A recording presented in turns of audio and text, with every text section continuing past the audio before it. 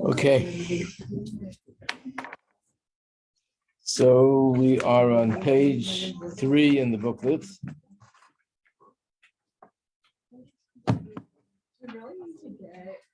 Like a curtain for over there, because this is blinding more than I already am and what's not. Like we're just supposed to be like working a good vision on. Turn on the blinds, it'll at least. Do you see how janky those things are? Yeah, part of it is. Part of it is. Part of it's not. I want you to know we had a special designer to come design it. This wasn't just random. I hope you didn't pay them well. Okay, we're on page 3. Pirkei Avos. On top of the page it says Lifnim Mishuras Hadin. So we brought up the question yesterday. What does Lifnim Mishuras Hadin mean? To go beyond the letter of the law.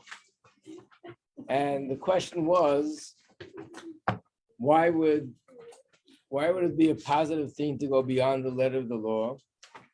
After all, it just seems to be that the person is pressuring themselves and making life more stressful than it needs to be. What's the positive part to it? So as we explained yesterday was that there's 2 ways of observing mitzvahs. One is as an obligation. Hashem is the creator of the universe. He created me and he commanded me to do all the things I need to do, and I'm obligated to do it. When you do something as an obligation, you measure, you calculate, and you do exactly what you're obligated to do.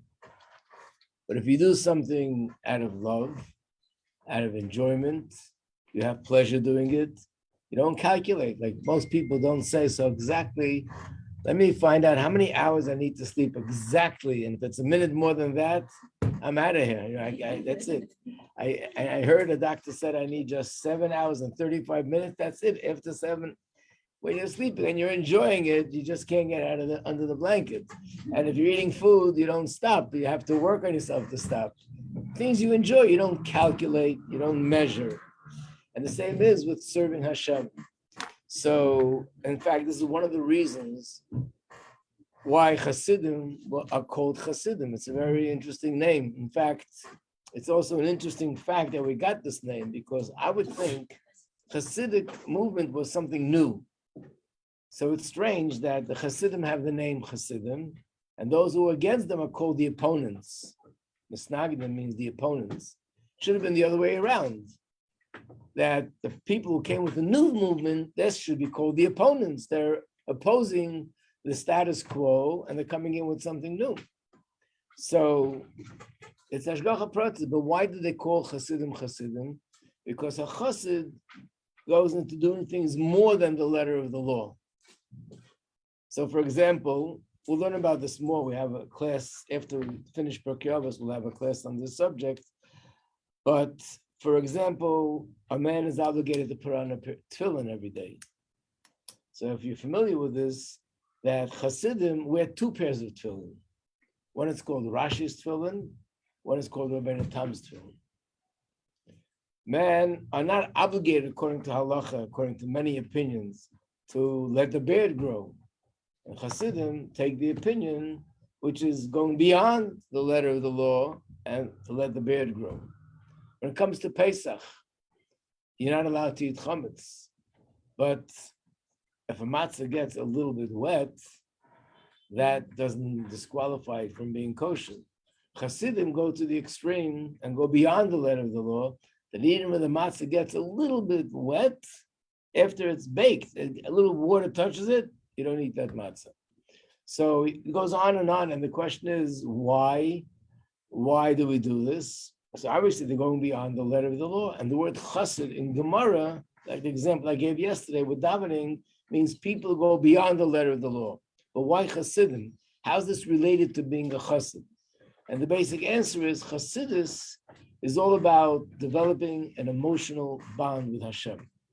That when we do Torah mitzvahs, we're not just doing what needs to be done, but that we think about the greatness of Hashem and our relationship with Hashem, and we're working on developing a greater feeling of love for Hashem, and we do the mitzvahs, and that's why it's compared to a relationship like a husband and wife. I'll get to you in a second, 1 second. So therefore, if you're focused on doing mitzvahs out of love and out of emotion, out of a desire to come closer, to become one, then naturally you're not measuring, you're not calculating, and that love is expressed by actually going beyond what you're obligated to do. Yeah. So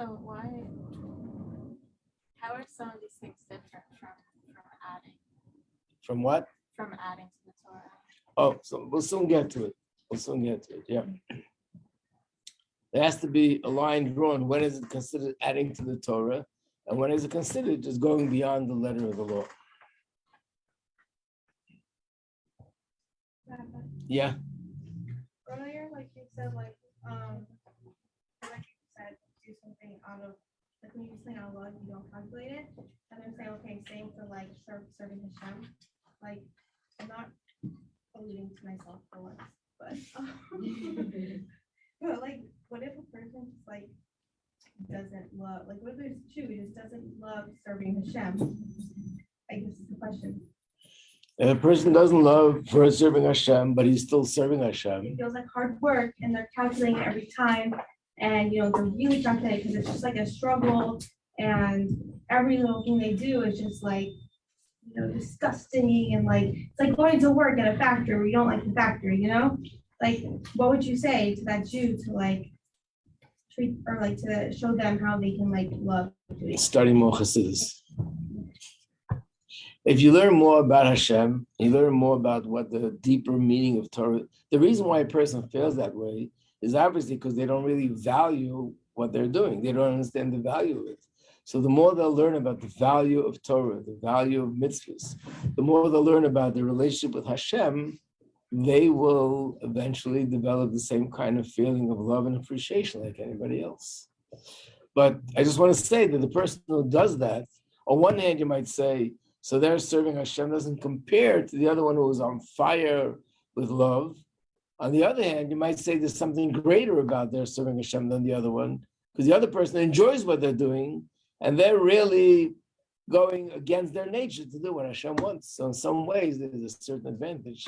Not that God would look for that, but when that happens, there is a certain plus to it, that their service to Hashem has a certain sort of Mesiras Nefesh involved. I'm giving up. So one of the things related to this, if you look at the top of the page, it says, Ezu Isha Kshera. Again, Hashem and the Yidden are compared to husband and wife. And this is one of the things that are used as a metaphor. Who is a loyal wife? One that does the will of her husband. So what does that mean? It means in a relationship, there are two possibilities. I would say there are three possibilities. One possibility is, one scenario is where the husband or the wife makes a request and the spouse doesn't respect it. Okay, we all understand that's no good. The other possibility is where the husband or wife makes a request, I'd like you to do this or not to do that, and the spouse respects it and does what they're asking for. There's a third possibility. I know my spouse wants me to do something, but as long as they didn't say it verbally, I want you to do this, I'm not going out of my way to do it. Usually that means there's something lacking in the emotional connection. Because if you really have the right emotional connection, then you don't need the other person to say it verbally. In fact, like I said yesterday, these are the little things which help express the feeling more than when you're actually told or asked to do something, that you do this because you know that they need it, you know that they want it, you know that it makes a difference to them. So without them telling me, I go out of my way. And that's halacha. Halacha is Hashem telling me, I want you to do A, B, and C. Beyond halacha, I might know that Hashem would like that, but he's not telling me I'm not obligated to do it. But if I am really, truly loyal to Hashem, then I'll go beyond even those things that I'm obligated. So one of the examples of this is an interesting story in Chumash. We didn't learn that parsha yet. Actually, we go through this parsha during the summer. So maybe some of you might remember it from last year. Parsha's Balak. It's a story about a king whose name was Balak. And the Jews were on the way out of Egypt, on the way to Israel. And he felt threatened. And therefore, he decided to take the initiative and attack the Jews. But he knew that Egypt was wiped out, Amalek was wiped out. It doesn't stand a chance. So he thought of an idea. And he hired someone whose name was Bilam, who was a sorcerer. And he had power in his mouth to do anything because of his power of sorcery. And he hired him that he should curse the Jews. So he came to a place, set himself up, staying on top of a mountain, on top of a hill, and he started to give his curses. He opened his mouth, and instead of a curse, blessings came out of his mouth. Too bad. That's what came out of his mouth. Can't do anything about it. So he said, you know what? Maybe this spot wasn't the right spot. I'm going to go to another spot. Goes to another spot, opens his mouth, blessings come out. Did it 4 times. And then this king was furious. He said, I hired you to curse them. Not only you didn't curse them, you made them even stronger. You gave them blessings. Very upset. So he answered him, what do you want from me? I told you I can't go against what Hashem says. These are the words we have on the page number 3. In Hebrew, these are words from Chumash. I cannot violate the mouth of Hashem. If you look at it on the surface, wow, these are such beautiful words. I can't go against Hashem's words. But no, what the connotation is something else. I can't go against Hashem's words, but I don't mind going against Hashem's will. In other words, if you opened your mouth to curse them and a blessing came out, what does that show? Hashem doesn't want you to curse them. So why are you trying another spot? Then you open your mouth again, and again a blessing comes out. Hashem really doesn't want you to do this. Why are you trying a 3rd time and a 4th time? So the answer is, he was only concerned about not going against the word of Hashem. As long as Hashem doesn't say, don't do it, I'm going to keep trying. Even though I know that's not what he wants.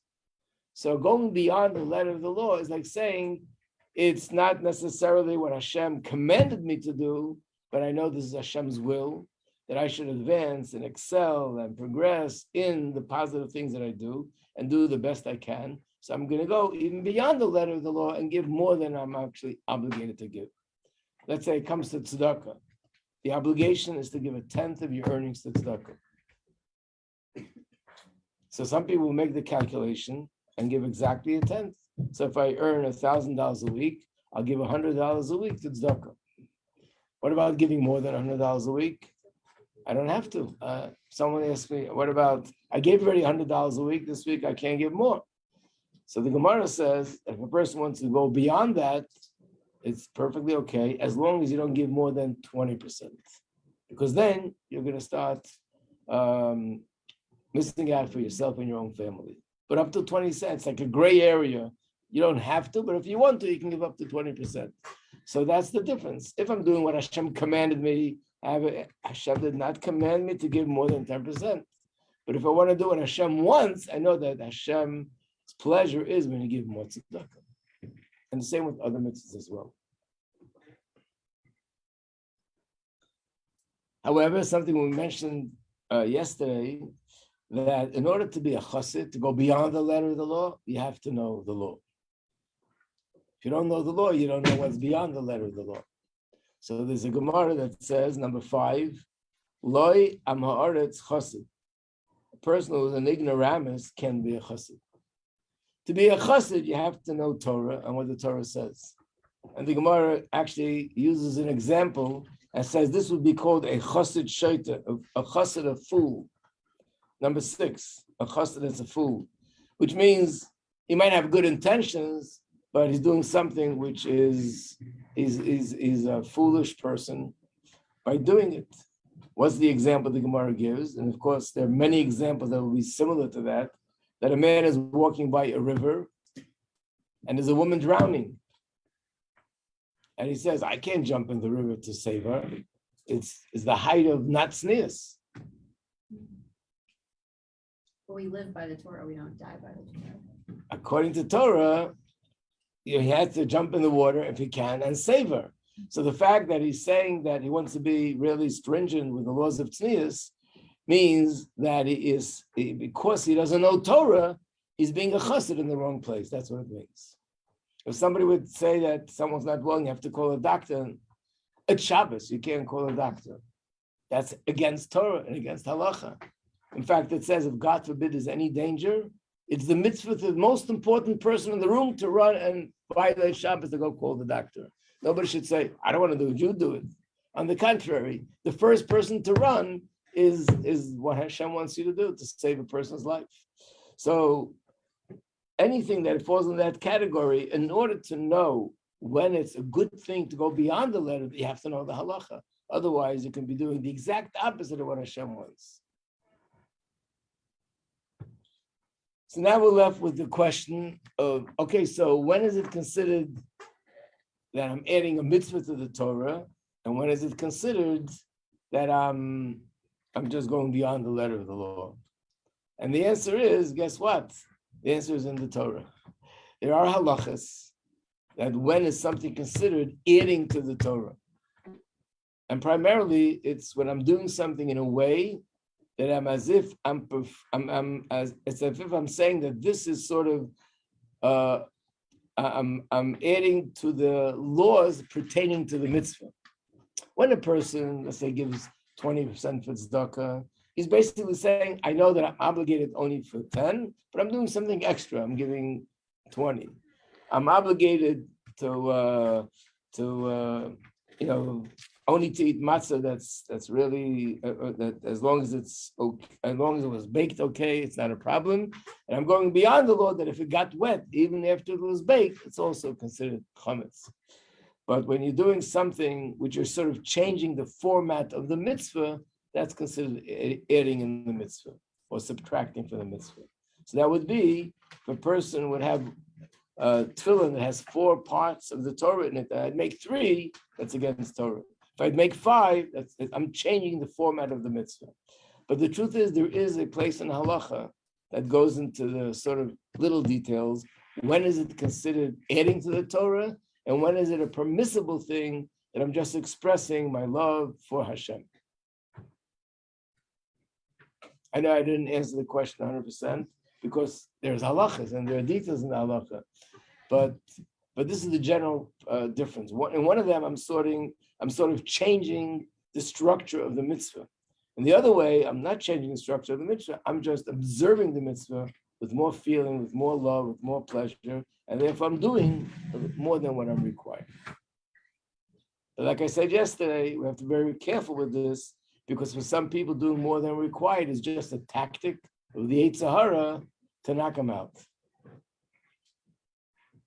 Okay, I'm going to learn all night. Sleeping is a waste of time. It's nonsense. And therefore, I'll learn a whole night. And the person's up all night learning and they're excited the second night or third night. By the end of 2 weeks, they're getting sick. And then they won't be learning for the next few weeks, God forbid. So the Yetzer Hara found a tricky way to get him to stop learning. Instead of saying stop learning, he knows if I'll tell this person stop learning, he'll tell me go fly a kite. So he tells me, keep going, learn, don't eat, don't sleep, just learn. And then at the end of the day, he gets what he wants. So this is a very general rule that the Yetzer Hara doesn't always come in a very open way, like Shalom Aleichem. I'd like to identify myself. I am your local Yetzer Hara, and I'm here to bring you down. That would be easy. Sometimes he comes along and says, I am a tzaddik, and I want to tell you something very righteous that you can do, and a very beautiful thing that you can do. And really, his intention is by going beyond the letter of the law to bring us down. I know a lot of students here in school over the years that I've been here, Baruch Hashem, a lot of experience with this, get very excited about davening. And I say to them, well, you don't have to do this and this, but I really enjoy the davening. I want to take the siddur. And they daven the entire siddur from the beginning to the end. And it takes them a little bit longer than an hour and a half, the first day, the second day, the third day. It comes a point where they're so upset and frustrated that they don't do anything. So what would have been better, to do that? Or just say one thing, matovu. So do it for a few weeks until it becomes natural. Then you do Adon Olam. They'll do that for a few weeks and they'll do the other brachas and slowly get there. So sometimes, of course, it comes from being enthusiastic and excited, but that's where you need the guidance, not to go beyond the letter of the law in the wrong places. So that's what it means, Lo Am Haaretz Chassid.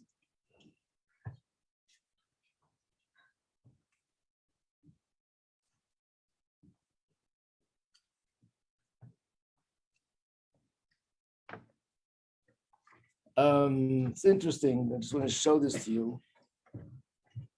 When the Rebbe gives a bracha to children that become bar mitzvah, there's a certain text of a letter that Rebbe sent to every single bar mitzvah boy. And in the letter, there's one expression that he uses for everyone, and that is they should grow up to be a chayil. What does chayil mean in Hebrew? Soldier. Ches, Yud, Lamed. Chayil means a soldier. But it's actually an acronym for three words. Ches means chassid.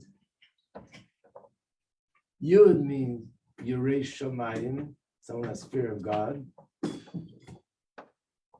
And the Lamed is Lamdan, which means Torah scholar. So Chassid and Yirei Shamayim, in a sense, mean the same thing. Chassid means going beyond the letter of the law and doing positive things. Someone asked me this question yesterday. And Yirei Shamayim is going beyond the letter of the law in not doing negative things, fear of God. Fear is associated with not doing something. And the third thing is to be, because you can't be a chassid Yirei Shamayim without being a Torah scholar, without having knowledge of Torah. So you need all three. The Rebbe once gave an answer here in the school. We had different programs, a Sunday program, an evening program.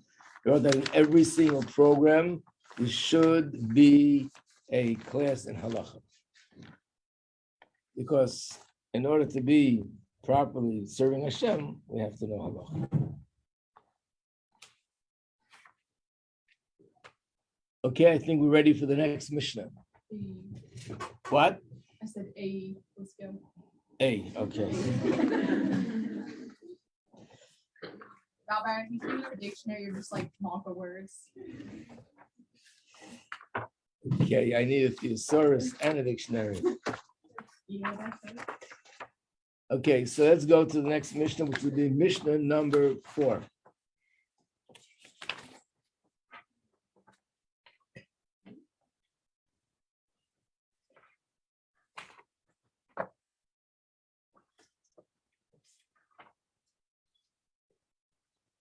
Hu haya omer.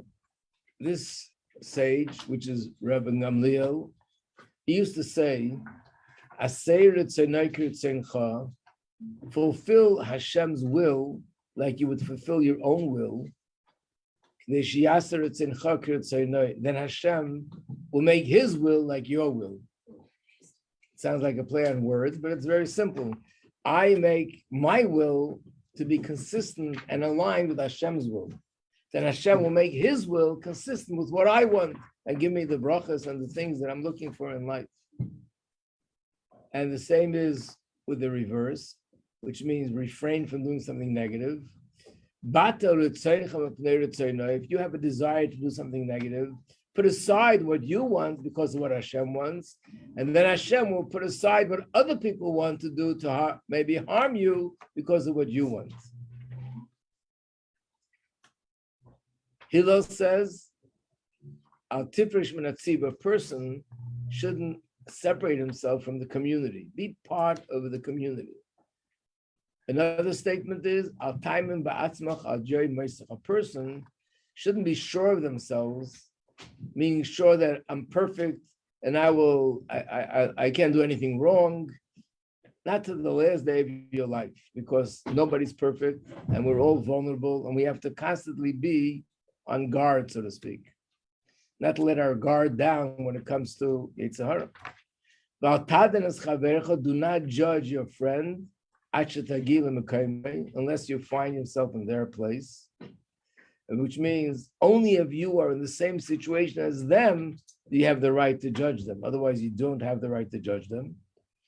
And the last statement is, no, that's not the last, next to the last. Don't say something which is not a good thing for people to hear, because ultimately, if it comes out of your mouth, it'll get there. So if you feel that this is something people shouldn't know or hear in your name, just don't say it. And the last thing is, don't say when I'll have more time, that's when I'll study Torah. because maybe you'll just never have that more time to be free to be able to study Torah. So there's a lot of different statements here.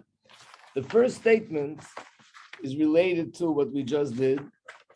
In fact, I think that I made a little mistake. Well, it's not a big mistake, a little mistake. And that is page number 3 is really supposed to be after doing Mishnah 4. This explains the Mishnah where it says, make your will Hashem's will. So what is the Mishnah telling us? To observe mitzvahs? Obviously. That's not what Pirkei Avos is here for. This is to teach us something extraordinary, something special, something unique. What is it saying? So the answer is, the Mishnah is saying, not only do what Hashem tells you to do, but see to it that your will, your desire, the way you feel about things is the way Hashem feels about things.